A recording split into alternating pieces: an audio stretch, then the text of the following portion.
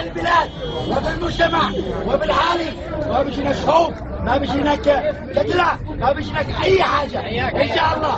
خذوا الحكمه من افواه المجانين. هذا الذي واقف لكم ان شاء الله، ان شاء الله يصلح اليمن تصليحه العامه، بس اجمع المجانين كلهم، كل واحد معه حاجه داخل هذا اليمن مدفونه طبعا، مدفونه، وان شاء الله باذن الله يعني هذه الشهرين بتكون فعاليات حق الرئاسه، فعليكم ان تنتخبوني كرئيس جمهوريه، وانا ان شاء الله اوعدكم من هذا المكان الذي وقف عليه السلال، وقف عليه الحمدي، اقسم بالله العظيم لا اصلح اليمن وابعد المشاكل والفساد وابنيها تنميه جامده احسن من ذلك.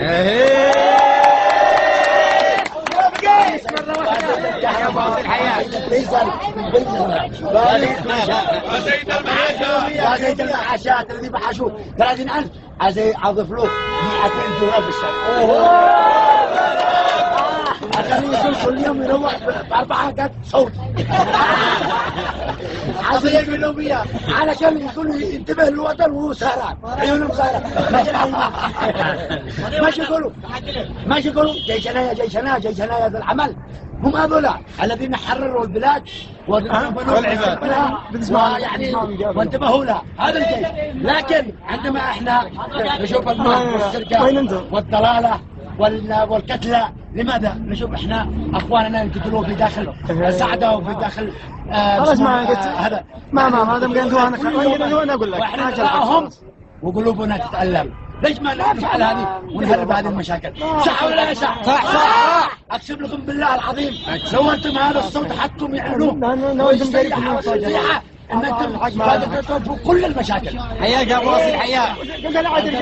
الجنوبيه يريدون الانفصال. لو سمحت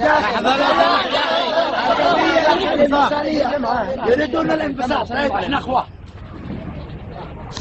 قال الرسول صلى الله عليه وسلم صلوا على النبي قال لاخيك كما تحب نفسك. لكن عندما تكون المنشورات هذه الضحكيه والخياليه الذي يرسلها عليه السلام النبي، هربوا الانفصاليين، هربوا الاستعمار، هربوا، هذه تجعل اصحاب الجنوب الاحتبال يعني والحرب والدمار.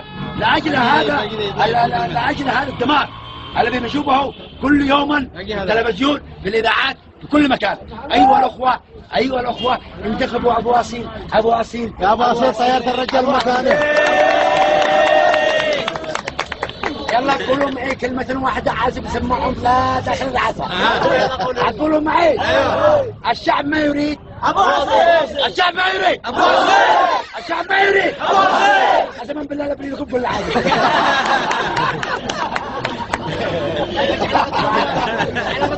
هذا الصميم هو علاقته لمن اعتدى عليك فاعتدي عليه مثل ما اعتدى عليك. صدق الله العظيم. انا ما اعتديش على واحد الا لما يعتدي علي. العين بالعين والسن بالسن والجراح قصاصه والباقي اظلم. يا اخواني افهموا، انتم عقولكم تجيبوني وتقولوا هذا مجنون. لا، يمكن هذا المجنون حيصلح الوضع في اليمن احسن من دولة اللي فوق. جايز والله اقسم لكم بالله العظيم ما اكذب عليكم، لانني انا ثبت بالوطن وشفت الوطن وشفت يعني ظروفها واخبارها وكل شيء. يمكن انا لي شعب في الدولة وفي الرئاسة احسن من دولة. اعتبر المجانين هذا كلهم سمعتوا؟ فطبعا انا بشيل المجانين اول ما افعلها. اول ما افعلها اترك اسمه هذا الرئاسة لكل المساكين والضعفاء والذين يرحمون الله على ذلك، وادعمهم بالامن ويدوقوا على البلاد بالامن والاستقرار والتحسن وكل شيء. واقسمكم بالله ما اكذب عليكم، انتخبوا ابو اصيل رمزي الجمل الجمل الجمل الجمل. سبقوا ايها المواطنين والمواطنات. الاخ احمد علي احمد اقترح معقولاتك. هذا الذي في مجلس النواب لما يكونوا يقولوا هكذا، الاخ احمد اقترح معقولاتك ويرجعوها للشارع. فهم قالين ما قالت ما قولوا صح، لكن الانسان اللي يفهم ما وضعه في اليمن، ما وضعه احنا ولدنا من اليمن وعرفنا في اليمن.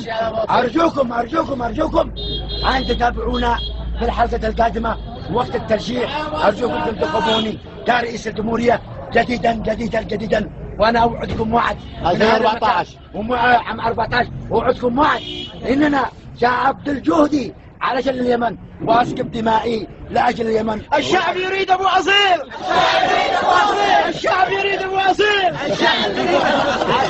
اشكركم يا ايها الاخوه، والله العظيم انا كافيين على ذلك، لا تستهزئوا فيه، لانه قال الله تعالى في القران الكريم لا تسخروا من قوم حتى يكونوا خيرا منكم. نعم اليوم معك صدق الله العظيم. والسلام عليكم ورحمه الله وبركاته.